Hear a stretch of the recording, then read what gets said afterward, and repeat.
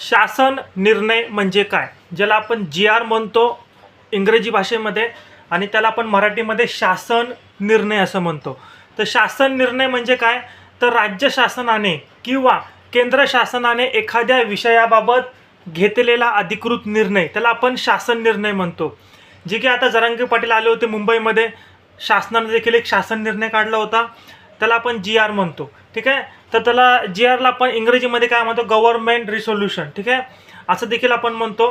तर शासनाने एखाद्या योजनेविषयी असेल किंवा नियमावलीविषयी देखील असू शकतं किंवा बदलाविषयी किंवा नवीन तरतुदीविषयी घेतलेला अंतिम व अधिकृत आदेश हा शासन निर्णय म्हणून ओळखला जातो.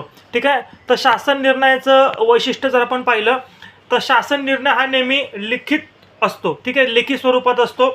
तो कागदपत्र म्हणून उपलब्ध होतो आणि तो शासनाच्या नावाने जाहीर केला जातो. ठीक आहे. एकदा निर्णय झाला की तो संबंधित विभागाच्या अंतर्गत सर्वांना बंधनकारक असतो.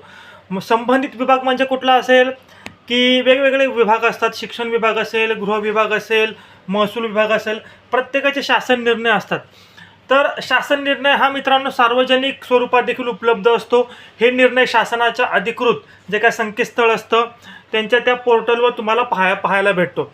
आता उदाहरण जर आपण पाहिलं तर शिक्षकांचे जे काही बदली संबंधित असू शकतात शासन निर्णय, शेतकऱ्यांच्या कर्जमाफीसाठी देखील शासन निर्णय असतात, नवीन योजना राबवण्याच्या बाबतीत देखील शासन निर्णय असतात. तर अशा बऱ्याचशा गोष्टी असतात.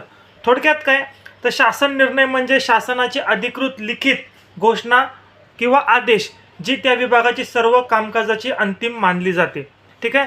शासन निर्णय म्हणजे सरकारने काढलेला आदेश असतो, एक प्रकारे तो लिखित स्वरूपात असतो. समजलं. मनापासून हा व्हिडिओ पाहिला धन्यवाद. आपल्या सर्व ग्रुपला हा व्हिडिओ नक्की शेअर करा, फॉलो करा आपला अधिकार व्हिडिओ पाहण्यासाठी.